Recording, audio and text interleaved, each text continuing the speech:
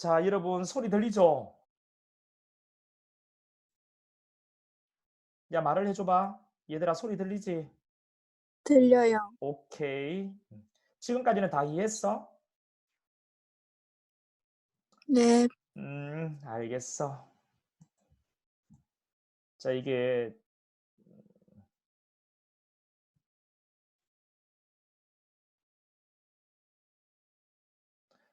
자, 그러면 되었지? 다시 이제 또 할게. 자, 보자.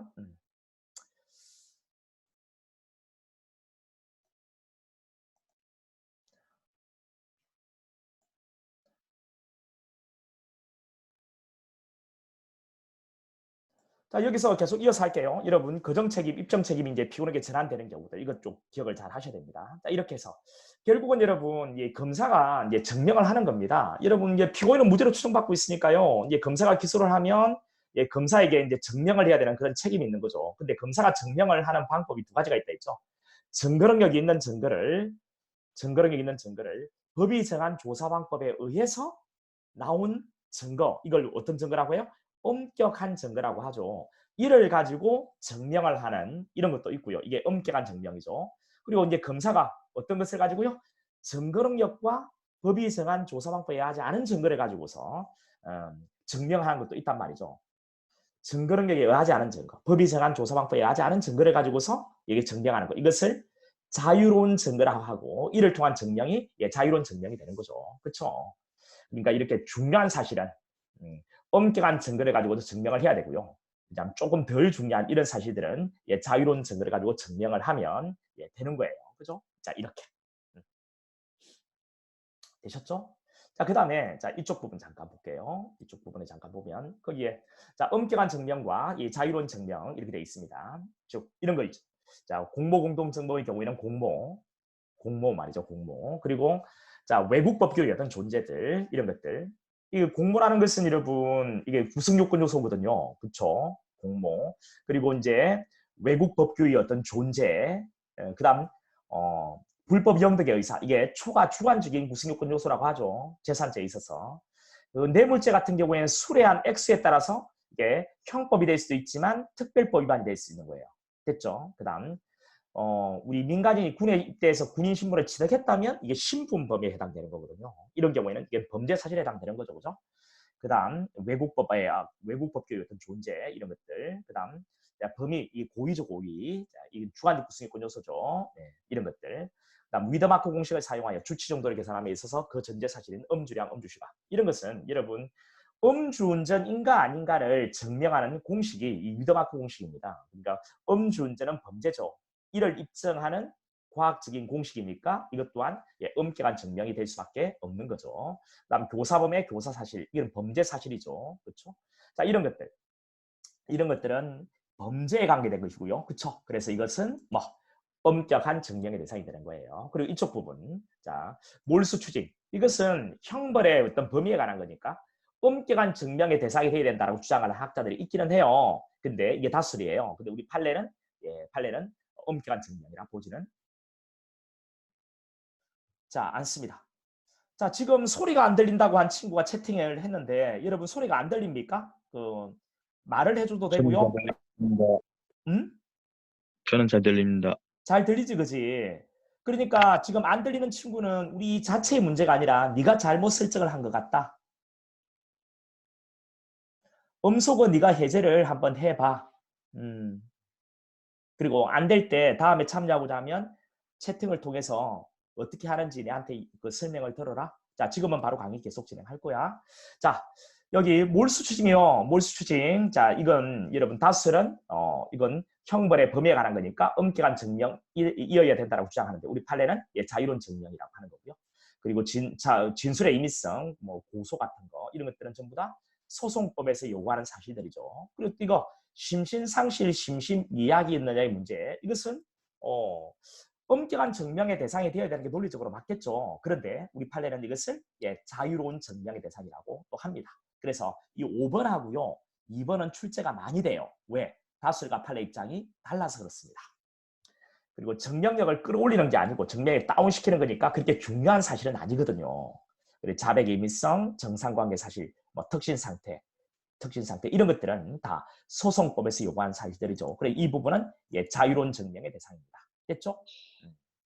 자, 여기서 여러분 이제 엄격한 증명, 자유로운 증명 됐죠? 근데 여기서 한 가지 이 1번부터 12번 그리고 2번부터 10번 전부 다 입증 책임이 누구한테 있다고요? 증명 책임 또 입증 책임이 누구한테 있다고요? 검사에게 있는 거예요. 그죠? 그런데 여기 1번 명예훼손죄의 진실성과 공익성. 자, 명예훼손죄의 진실성과 공익성 이 부분에 대한 입증 책임은 누구한테 있어요? 이거는 피고인에게 있습니다. 그죠? 피고인은 엄격한 증거를 가지고 자유로운 증거를 가지고 자유로운 증거를 가지고 증명하면 되죠. 근데 자유로운 증명이라고 하는 거잖아요. 그쵸? 됐습니까? 오케이.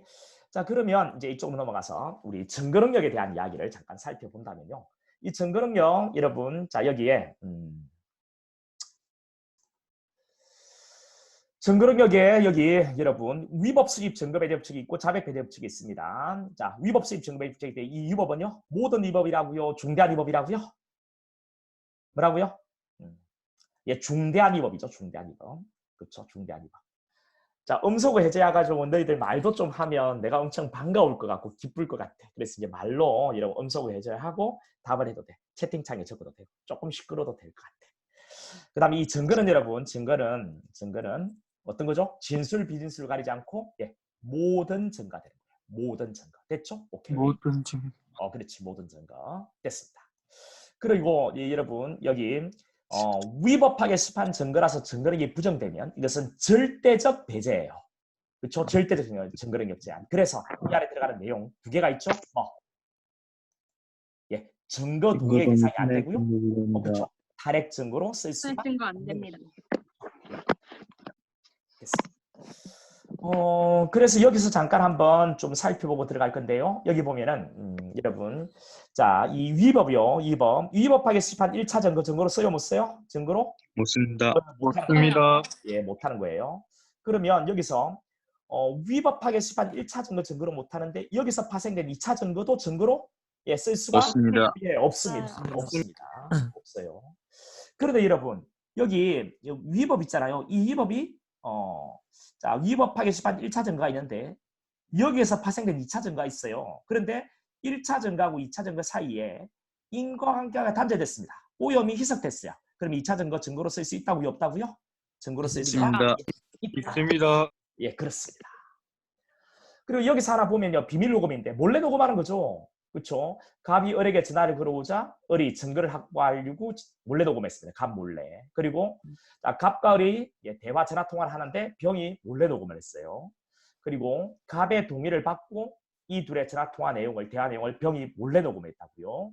수사기관의 지시에 의해서 갑이 을과 통화를 하는 것을 녹음을 했다고요. 갑과 을과 정이 3자 간 대화를 하는데 정이 갑을 몰래 녹음을 했다고요.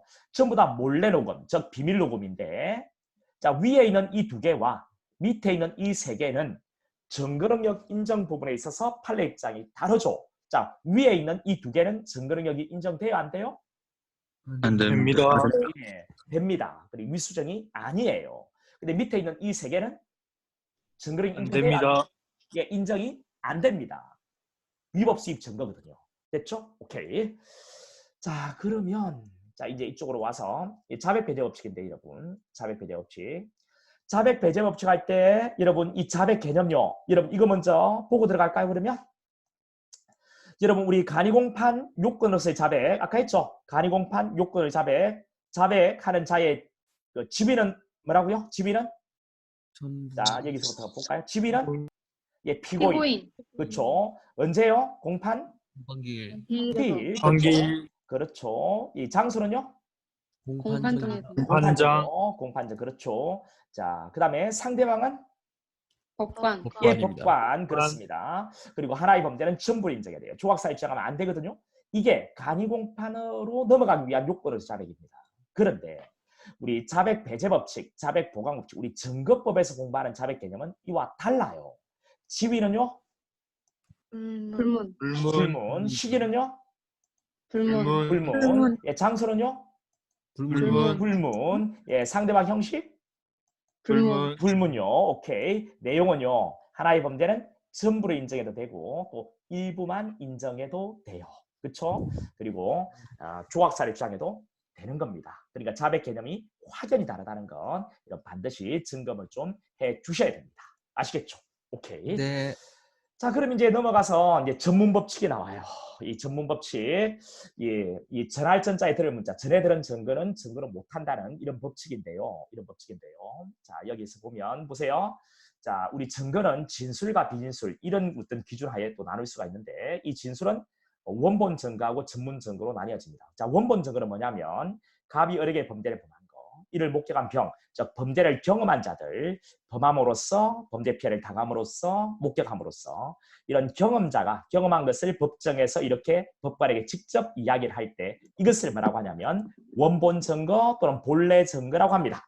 본래 진술 증거, 원래 기본되는 진술 증거라고 해요. 이게 원본 증거죠. 됐죠? 그런데 여러분 여기 보세요. 경험자 갑이 A한테 말을 건네고요. 경험자 병이 B한테 말을 건넸을 때 이 A와 B가 법정에 나와서 자기가 전에 들은 이야기를 진술할 때 이것을 뭐라고 부른다고요? 전에 들은 것을 진술한다. 전문 증거. 진술. 오케이.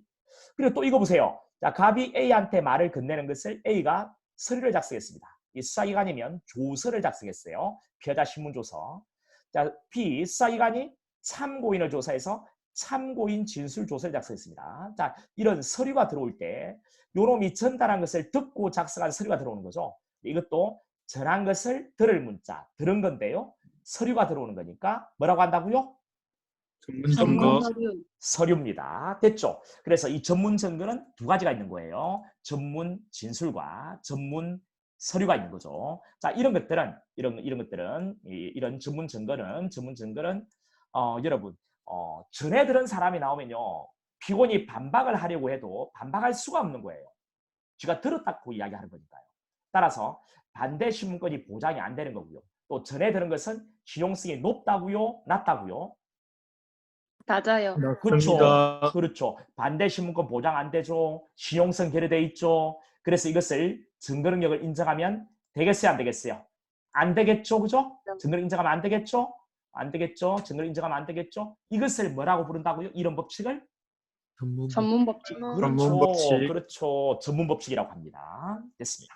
그런데 우리 전문 증거도 신용성이 충분히 정황적으로 보장이 되어 있고 전문 증거를 증거로 써야 될 필요성이 있다면 예외를 인정해서 증거 능력 인정해도 될 거란 말이에요. 이것을 뭐라고 한다고요? 전문 법칙의 예외라고 하는 것이고 그 예외가 어디에 있다고요? 예외가 어디에 있다고요?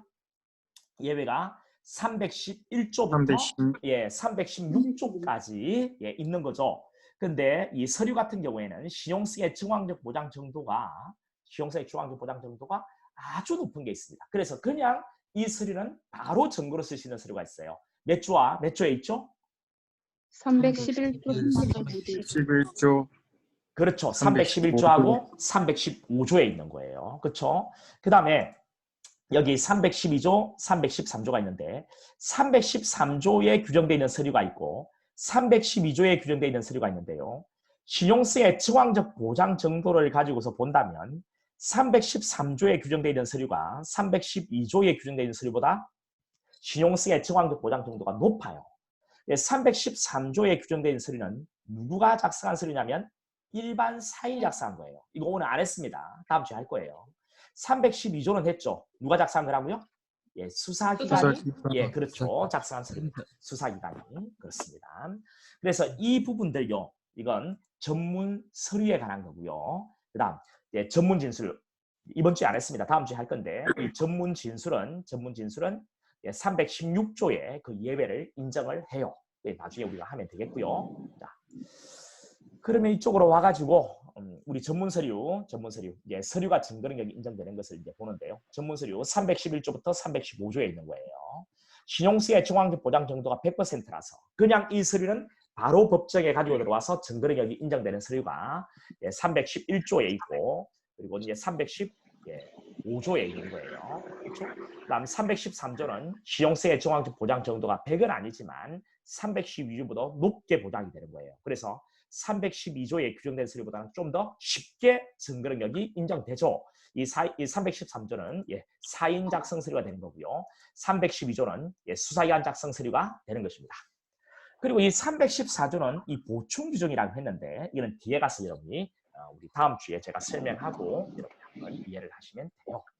자, 그럼 수사기관 작성 서류 이거 들어가 보면은 이 수사기관 작성 서류는 여러분 312조 1항부터 6항까지가 있는데요. 여러분 312조 1항부터 6항까지가 있는데 6항 있죠, 6항. 자, 이거는 수사기관이 작성한 어떤 서류냐면 검정조서입니다. 수사기관 작성은 검정조서예요. 여러분 대답을 할 때만 딱 하고요. 이게 소음 같은 걸 내시면 안 돼요. 아시겠죠? 검정조서, 검정조서가 그나마 실용성의 정황적 보장 정도가 상당히 높게 보장돼요. 수사기관이 작성한 서류 중에서. 그 다음 312조 1, 2항이 있는데 1, 2항은 자, 1항 하살표 2항으로 되어 있죠. 검사가 작성한 뭐라고요? 검사가 작성한 피신조서. 피고인이 된 피해자 신문조서. 자, 검사가 작성한 피해자 신문조서예요. 자, 그 다음에 4항은요. 수사기관, 즉 검사 사경이 작성한 뭐라고요? 피고인 아닌 자. 이거는 피고인 아닌 자의 진술을 기재한 조서, 진술조서. 참고인 진술조서가 되는 거고요. 그 다음 사경이 작성한 3항은요? 피의자 신문조서. 그렇죠. 피의자 신문조서. 피해자 신문조서입니다. 맞습니다. 이 피해자 신문조서 이것이 실용성의 중앙적 보장 정도가 가장 낮게 보장이 되는 거예요. 그러니까 수사기관이 작성한 서류도 신용성의 정황적 보장 정도의 차이가 있는 거죠. 그나마 검정조서가 높게 보장되고요. 그 다음 검사 작성 피고인이 된 피해자 신문조서, 그 다음 수사기관 작성 피고인 아닌 자의 즉 피해자라든가 목격자 참고인 진술조서, 그 다음 사경이 작성한 피해자 신문조서, 이 순서대로 실용성의 정황적 보장 정도가 이렇게 있다라고 판단을 하는 거죠. 그런데 여러분, 우리 그 일반인이 작성하는 거 있죠. 그냥 일반인이 지가 혼자서 그냥 범죄에 대한 내용을 끄적끄적 메모하는 것을 뭐라고 한다고요? 진술서라고 해요. 자술서라고 하기도 하거든요. 근데 이 진술서, 자술서가 이런 수사 과정에서 작성이 되는 경우도 있고요. 그러니까 여러분 검찰청의 조사실 또는 경찰서의 조사실에서 수사기관이 네가 직접 적어봐 라고 해서 직접 이렇게 적는 경우도 있다는 거죠. 이건 스스로 적었으니까 진술서는 맞지만 이런 경찰 수사 과정에서 진술서가 작성이 됐다면 이것은 이 수사기관의 각각의 조사하고 똑같이 취급을 하는 거예요. 이것이 우리 5항에서 뭐라고요? 수사 과정에서 작성된 진술서 이야기입니다. 자, 이것은 이 각각의 조사하고 똑같이 취급하겠다는 것이 우리 5항이 되는 거죠. 그러니까 검사가 피해자를 신문할 때 조서를 작성하지 않고 연필과 종이를 건네서 네가 직접 적게 했을 때 그 진술서는 이 검사 작성 피고인이 된 피해자 신문조서와 똑같이 취급이 되는 거고요. 그 다음 수사기관이, 검사 사경이 참고인을 조사할 때 연필과 종이를 건네서 직접 적게 한 진술서는 이 피고인 환자의 진술 조사하고 똑같이 취급이 되는 거고요. 사경이 피해자 신문할 때 연필과 종이를 건네서 직접 적게 한 진술서는 자, 이 사경이 작성한 피해자 신문조서와 동일하게 취급하겠다는 것이 5항인 거예요. 됐죠? 자, 그 다음에 여러분 우리 여기 315조 있죠. 당연히 증거로 쓸 수 있는 것인데 어떤 게 있죠? 당연히 증거로 쓸 수 있는 거 어떤 게 있었죠? 여러분 공무원이 작성한 거 있죠. 여기 수사공무원은 빠지죠. 그 다음 업무 통상 과정에 작성한 게 있고요. 또 기타 충분히 실용성이 정황적으로 보장된 서류가 있죠. 그죠? 그렇죠? 그래서 이 315조에 해당되는 것과 해당되지 않는 게 있는데 여기 보세요. 보건복지부 장관, 공무원이죠. 세관 공무원, 공무원이죠. 외국 공무원, 공무원이죠. 법원의 판결서, 공무원이죠. 국립과학사연구소장, 공무원이죠. 군의관, 공무원이죠. 메모리 카드, 이거는 업무 통상 과정에 작성한 거죠. 다른 피고 사건, 충분히 실용성이 정황적으로 보장돼 있죠. 그 다음 사법경찰관 작성 세세대 16호 사보고서라 했는데 자, 이거는 여러분 사법경찰관이 포인트가 아니고요. 세세대 16호 수사보고서, 세세대 16호가 포인트입니다. 세세대 16호라는 불온 유인물을 그대로 복사를 해서 첨부한 거예요. 그래서 이 부분은 세세대 16호라는 것이 충분히 실용성이 정황적으로 보장이 되어 있다고 본 거죠. 그 다음 구속적부 신문조서, 이것도 충분히 실용성이 보장되어 있죠. 그 다음 일본 화관 세관서 통과의 심리관, 공무원이죠. 그쵸? 그래서 우리나라 공무원뿐만 아니라 외국 공무원이 또는 업무 통상 과정에서도 충분히 시용성이 중앙적으로 보장되어 있는 바로 이놈들 315조에 당연히 해당되는 거예요. 여기에 나와 있는 것은 315조에 해당되지 않습니다. 이런 내용들 좀 구분해가지고 여기에 몇 개, 여기에 몇 개를 박스 안에 집어넣어 놓고 315조에 해당되는 것을 묻는 이런 문제가 출제가 돼요. 됐죠? 자, 그 다음에 이제 여기 수학열 작성한 조서들이 나오는데요. 예, 수학열 작성한 조서. 자, 볼게요. 앞으로 우리 조문 정리 다 하셨잖아요.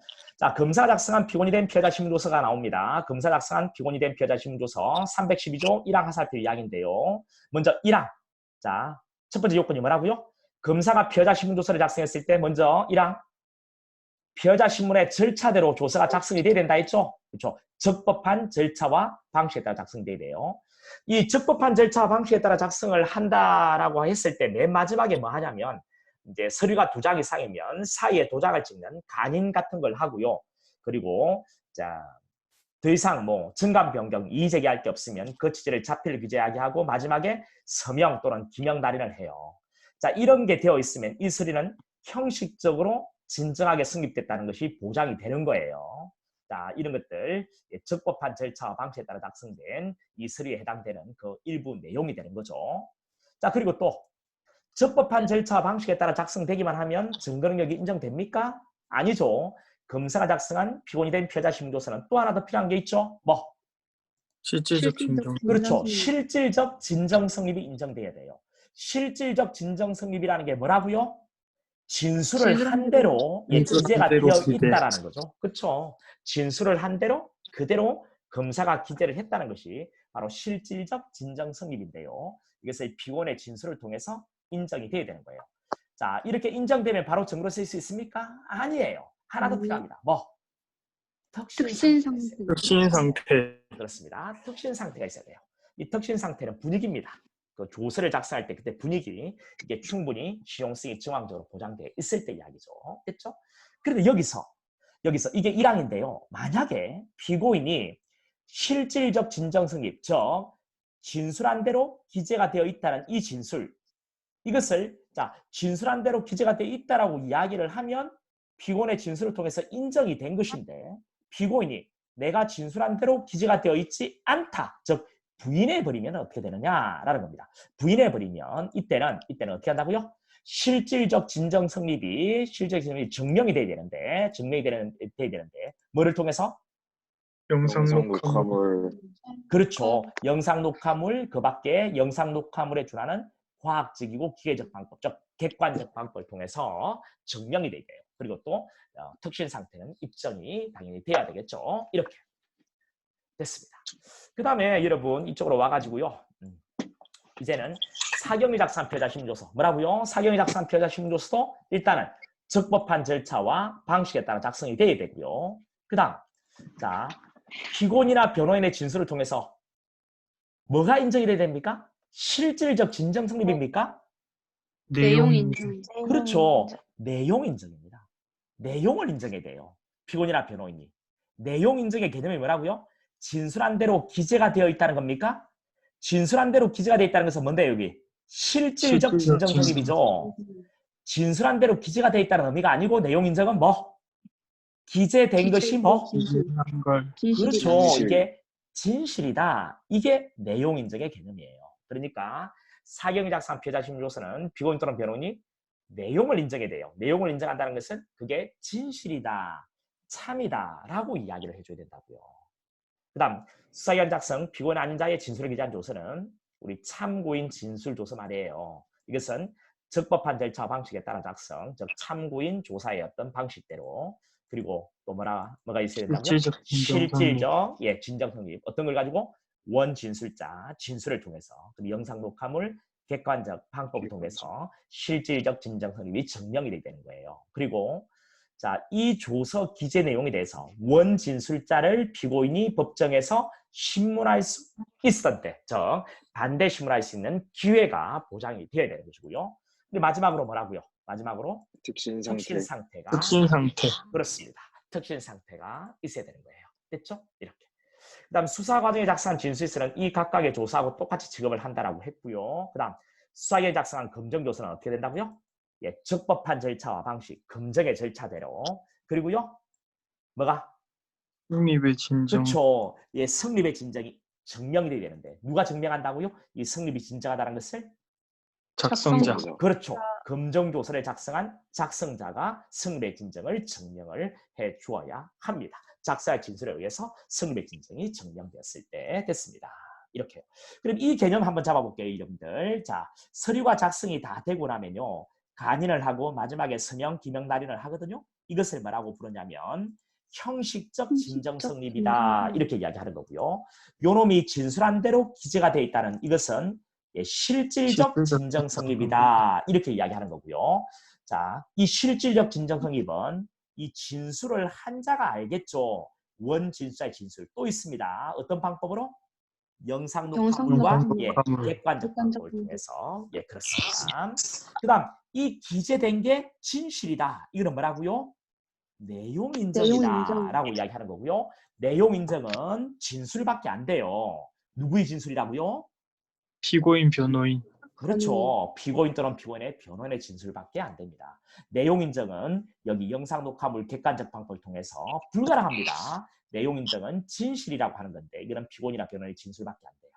근데 실질적 진정 성립은 진술한 대로 기재가 돼 있다는 것을 증명하는 거죠. 이것은 진술한 자, 원진술자가 진술을 해도 되고요. 그 당시 조사 과정이 영상 녹화되어 있다면 영상 녹화 테이프를 통해서도 가능하고요. 그리고 영상 녹화물에 준하는 과학적이고 기계적인 방법인 객관적 방법도 예, 가능합니다. 이렇게 되는 거예요. 됐죠? 오케이. 됐습니다.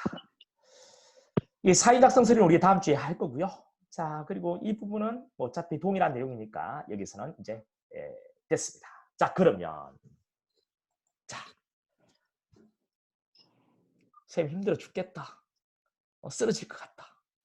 너희들도 그렇지.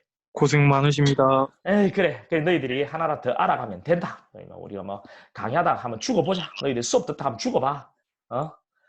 자, 이거 봐봐. 이제 오늘 했던 거 문제를 잠깐 좀 풀어보고 그렇게 하도록 하자. 자, 지금까지 했던 거 여러분 문제 풀기 전에 너희들 궁금한 거 한번 이야기 한번 해보자. 궁금한 거. 채팅창에 궁금한 거 한번 남겨봐. 봐봐. 일단 문제 풀기 전에 궁금한 거. 2단계가 테마 특강. 그래, 테마 특강 2단계야. 우리 판례 강의. 우리 기본 이론 했던 거 정리도 다 하고. 그러니까 테마 특강 즉 2단계 판례 강의 말이야. 그러니까 테마 특강이라고 부르는데 제가 이름 그렇게 바꾸자고 하거래 이야기도 꼭 테마 특강이야. 테마가 아니거든요. 이거는 우리 2단계거든. 2단계. 1단계가 기본. 2단계가 지금 우리 테마 특강이라고 하는 이게 2단계예요. 2단계. 그러니까 우리 기본 이론 강의에서 뭔가 부족한 것을 이제 보충도 하고 그리고 때로는 어떤 과목들은 과목에 따라 약간 차이가 있지만 정리도 하고 또 부족한 거 보충도 하고 우리 수송법은 우리 1단계에서 강의했던 거 그대로 정리를 그대로 다 하고 1단계 했던 거 그대로 해 100%. 여기다가 한 판례들 보충을 하는 거지. 제가 강의 시간에 우리 판례 못 본 거는 2단계에서 할 거다라고 했던 거 있지. 그 전부 다 이 2단계에서 다 하는 거야. 그러니까 필수 과정일 수밖에 없는 거지. 우리가 판례를 많이 못했거든요. 이것을 2단계에서 판례를 보충하는 거라. 그러니까 2단계 강의를 수강하지 않고 실제 시험장에 들어갈 수는 절대로 없어. 왜? 1단계에서 우리 판례를 다 못한단 말이야. 2단계가 우리 테마 강의. 그거 맞아요. 2단계. 우리 기본 이론 정리하고 판례 보충하는 판례 강의. 오케이. 자, 기출은 지금도 해야지. 기출은 빨리 잡으면 빨리 잡을수록 이기는 거야. 테마 특강은 5월 이후에, 그래, 11월에 열려. 11월. 11월은 너무 늦고 10월 중하순경에 시작을 해. 내년 1차 시험을 대비하겠습니다. 내년 1차. 맞고 S클래스는 이거는 N수생클이라고 이야기했는데 이거는 한 번 시험을 쳐보고 떨어진 애들 N수생클이라니까. 마치 재수학원이지. 너희들이 지금 1단계, 2단계, 3단계 하는 것은 우리 정규 과정이고 고등학교 정규 과정. 근데 수능에서 뭐 이제 한번 이렇게 대학 진학이 실패했다면 또는 더 좋은 대학으로 가려고 여러분 재수한다 할 때 그 재수 학원이 바로 S클래스라 생각합니다. S클래스는 이건 재수생클이다. 됐고 그다음 테마 특강 했고 기출은 빨리 잡으면 빨리 잡을수록 좋지. 왜? 이게 족보인데. 그다음 기명날인을 하기 전에 서류 내용을 확인하는 걸로 알고 있는데 자 볼게. 기명날인을 하기 전에 서류 내용을 확인하는 걸로 알고 있는데 이 기명날인만으로 내용 인정이 안 되는 이유를 설명 부탁드려도 되겠습니까? 되지.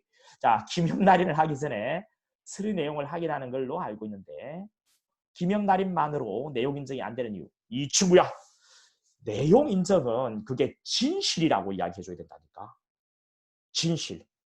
참이라는 거지. 그런데 거기에 기명날인이 돼 있다 해가지고 이게 진실이다. 이걸 어떻게 증명을 하냐. 그렇지. 그냥 서류 작성이 끝나고 나면 거기다가 서명을 하고 또는 기명날인을 하는 거야. 근데 이것은 형식적으로 이 서류가 진정하게 승립됐다는 것을 이야기해 줄 수는 있지만 그게 진실이라는 것을 이야기해 주는 건 아니지. 그 진실이라는 것은 그 범죄를 범한 사람, 이를 도와주는 변호인의 입을 통해서 확인하는 거지. 이건 차이가 있는 거고. 이순환 때 문제집 풀어도 되나요? 빨리 풀면 빨리 풀수록 좋은 거야. 기출은 족보야, 족보. 내가 물어볼게, 너희들에게. 자, 족보인데 거기서 7, 80이 그대로 나와. 우리 기출 문제집 있죠? 여기서 전에 100% 나온 적도 있어. 90 나온 적도 있고. 그 다음 기본적으로 아무리 여러분 시대가 바뀐다 하더라도 7, 80 정도는 그대로 나와. 어디에서? 기출 문제집에서. 그러면 7, 80 정도가 그대로 나온 기출 문제집은 빨리 잡으면 빨리 잡을수록 좋겠지. 당연한 거야. 이순환 때 늦었어. 빨리 잡아. 그 다음에 다음 순환 때 들어도 차질이 없는 건가요? 뭐가 나와야지. 다음 순환 때 뭐를 들어? 그게 나와야지. 다음 순환 때 들어도 돼. 그다음 기출 문제는 형소법 나간 범위까지 그날에 다 풀어야. 아니지. 어떻게 그 많은 문제를 어떻게 다 풀어? 너희들은 경찰직을 준비하고 있으면 경찰직 문제, 그것도 재건 문제를 푸는 게 좋겠지. 재건 2, 3년 정도만 풀어도 돼. 시간 좀 더 있으면 조금 더 풀고 이런 식으로 해도 돼. 어떻게 다 풀어? 그렇게 하는 거 아니야. 그 다음에 교수님 문제집이 기출 문제집만 뽑은 거 맞죠? 교수님 문제집이 기출 문제만 뽑은 거 맞죠? 자, 기출 문제집이 있고 나중에 가면 우리 진도별 모의고사 문제집이 있어. 기출 문제집은 말 그대로 기출만 되어 있는 거고, 그 다음 진도별 모의고사나 전범위 동형 모의고사는 이야기 달라. 실제 시험이 앞번에 기출이 7, 80 나온다고 했지. 이거 더하기 2, 30은 새로운 것이거든. 이게 추가가 되어 있는 것이 진도별. 그리고 A급은 그만큼 많은 문제, B급은 조금 적은 문제, 이렇게 구성되어 있는 게 진도별. 그리고 전범위는 A급이든 B급이든 C급이든 20문제 전범위로 딱 세트로 되어 있는 게 전범위. 이 전범위 동형 모의고사도 당연히 기출지문 7, 80에다가 신지문 2, 30으로 구성되어 있어. 실제 시험이 그렇게 나오니까. 그다음 테마 들을 때 기본 강의 안 듣고 기출만 풀어도 될까요? 테마 들을 때 기본 강의 안 듣고 당연하지. 기본 강의를 기본적으로 이해독을 했다면 우리 테마 강의가 기본 강의를 그대로 정리를 다시 해줘. 그리고 여기다가 판례를 얹어주기 때문에 기본 강의를 이해독을 했던 친구들 테마만 들어도 돼. 테마만 들어도 되는데 기본 강의를 이해독을 해도 아직까지는 기본이 조금 약한 것 같다라고 생각되는 친구들, 또는 자, 나는 내 혼자서 하는 것보다도 설명을 들을 때 훨씬 더 이해가 잘 되고 얻어가는 게 많다. 나는 그래서 꼭 듣고 싶다 하는 친구들 들으면 뭐 좋지. 전혀 문제는 안 돼. 됐죠? 그 다음에 전부터 궁금했는데 아침 모의고사는 경찰직 외에 검찰 교정도 다 섞어서 출제하는 건가요? 그래. 다 섞어서 출제하고, 그 다음 테마 특강 ing용. 뭔데? 테마 특강 ing용. 조금 제대로 적어라, 이놈들아. 자, 그 다음에 이순환 듣고 나서 2단계 들어야 되나요? 이순환 듣고 나서 2단계 들어야 되나요? 이게 뭔 말일까? 이순환 듣고 나서 2단계. 이순환을 듣고 나서, 그러니까 우리 기본 이론을 2번 순환하고 난 뒤에 2단계 들어야 되나요? 자, 이거는 꼭 그렇지 않아. 우리 소송법, 뭐 다른 과목은 다른 과목 선생님들이 이야기할 거고, 우리 소송법 같은 경우에 1단계 지금 우리 기본 이론 강의 있죠. 우리 낮에 했던 거. 이것을 첫 1회독을 하는데 나는 아주 이해가 잘 된다. 설명하는 쪽도 이해가 잘 된다. 라면 이순환을 기본 이론을 들으면서 2단계 들어도 따라갈 수 충분히 있어요. 그러니까 이번 1순환을 이제 하는 것인데 수업 시간에 했던 내용이 다 이해가 된다면 자, 우리 기본 이론 강의를 한 번 더 들으면서 저녁에 2단계를 들어도 따라갈 수 있다고. 근데 기본적으로 기본 이론은 이순환을 하고 나서 2단계 듣는 게 가장 전형적인 어떤 순서는 맞죠.